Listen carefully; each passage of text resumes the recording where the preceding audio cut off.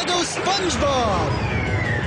You can build your own bikini bottom and have a bubble-busting time with your favorite sponge and your best buddies.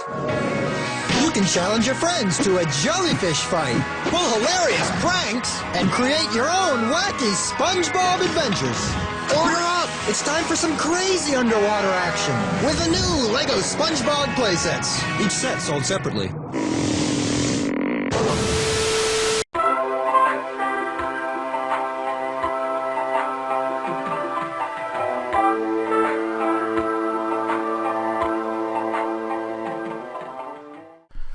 From the years 2004 to 2012, Viacom and the LEGO Group worked together to produce a slew of LEGO Nickelodeon sets. That topic is what we will be focusing on today. In 2004, we got the first LEGO Nick theme, LEGO Dora the Explorer. This Duplo theme only had 4 sets in it, making it one of the smallest LEGO themes of all time. Way shorter than the LEGO themes similar children's shows got, like Bob the Builder or Winnie the Pooh. Regarding the actual sets, there isn't a whole lot to talk about.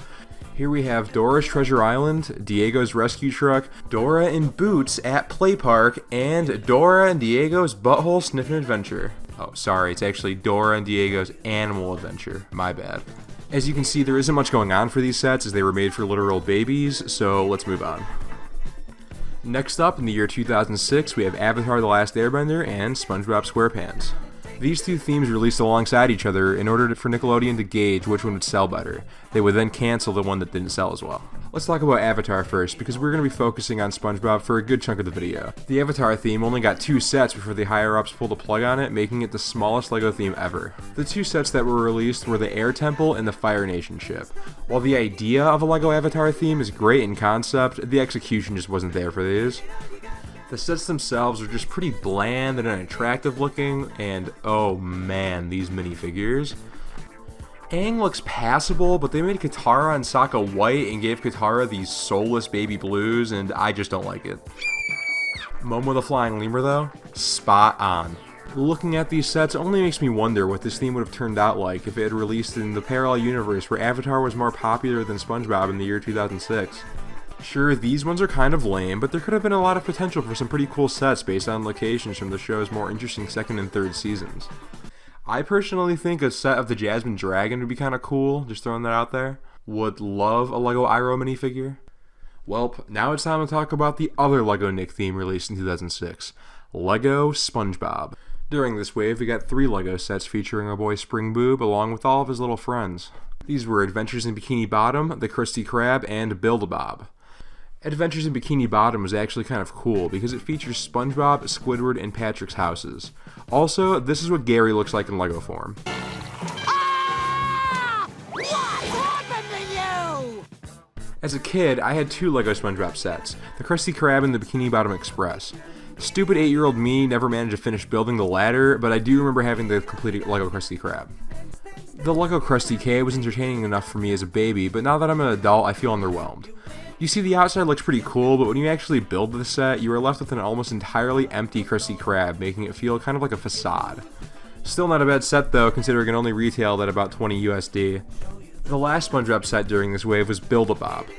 Basically, this calls back to the Season 1 episode titled Plankton with an exclamation point. This episode marks the titular villain's debut and follows him using a device to control SpongeBob's brain in an attempt to acquire the Krabby Patty secret formula. Difference with this set is that Plankton has taken total refuge inside the sponge, hanging up pictures and blueprints and adding all of the science equipment to increase his control over SpongeBob's bodily functions. Some of the play features the set had were the ability to move SpongeBob's eyes around, change his mouth to make him look uncomfortable, and using a catapult to have him regurgitate jellyfish. This set also decided to implement a different Plankton design in order to make him fit better with this enlarged SpongeBob. Overall, Plankton is probably looking about as good as he can here, but I still prefer the tiny version in the other sets. That's it for the initial run of LEGO SpongeBob, but the theme continued to be supported until 2011 and got a decent number of sets. Talking about all of them in depth could probably take up an entire video length though, so I'm going to move on now. Alright, let's talk Turtles. Moving forward to the year 2013, there was a LEGO theme released based on the 2012 computer-animated TMNT show that aired on Nickelodeon. There were 11 of these sets, with the final wave of them coming out in 2014. In my opinion, all of these sets are just kind of okay, despite me really liking the show back then and today still. For the most part, all we have here are various vehicles and small structures. Nothing fancy, but still decent LEGO sets made for kids. I must say though that these minifigs are great in this theme. I think out of all the LEGO Nick properties, these turtles are the only ones that don't look slightly off-putting. I can't tell if that's because LEGO got better at designing licensed minifigures, or these turtles just naturally lend themselves for appealing minifig designs. The only one of these sets that I got as a kid was the turtle lair. I actually still have it now, but I'm missing some elements to it. With a lot of the set's components not actually being attached to anything, it was pretty easy to start losing stuff with this one. That wasn't it for LEGO Turtles though, because in 2014, Viacom and LEGO released 3 sets for that live-action Turtles movie that wasn't directed by Michael Bay, it was actually only produced by him. I think these answer my questions about why the 2012 Turtles look so good. These are some of the ugliest minifigures that I've ever seen. I really can't complain though, because when you consider how the Turtles look in the source material, they were pretty accurate. This theme only got 3 sets, making it another one of the smallest LEGO themes ever made. These sets were very similar to the TV show ones, but featured higher part counts, and the recommended ages were a little bit higher. Out of this theme, we did get official Megan Fox and Will Arnett minifigures though, so clearly these sets are invaluable. And that about wraps it up for LEGO Nick sets. In 2012, LEGO lost the Spongebob license to Mega Bloks, and the same happened with Ninja Turtles after the release of the movie sets. In the years since, we haven't seen too much collaboration between LEGO and Nick. That is until 2019, when we got LEGO City Adventures. This show follows the stories of various LEGO City citizens, and is the first LEGO show to appear on Nick in a decade. I watched the first episode for this video, and I gotta say, it's pretty decent.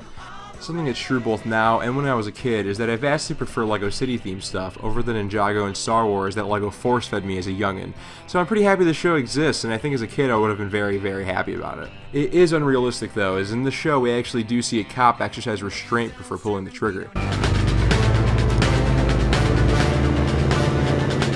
No, Cubby's a symbol of peace, justice, and hard work. I can't destroy him like he's some horrible monster.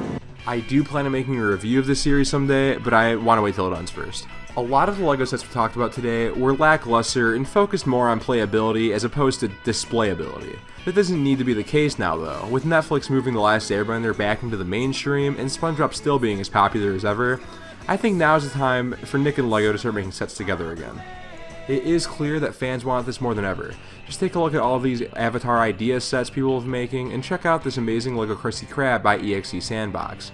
This set would be an absolute dream come true for me, and I'm sure many others who grew up on SpongeBob. It is currently in review right now, so we're just gonna have to wait and see if it gets made into a real set. Initially, I assumed this would be impossible due to Mega Bloks holding the SpongeBob license, but I have been hearing rumors that Nick did not renew their agreement with Mega Bloks, so who knows.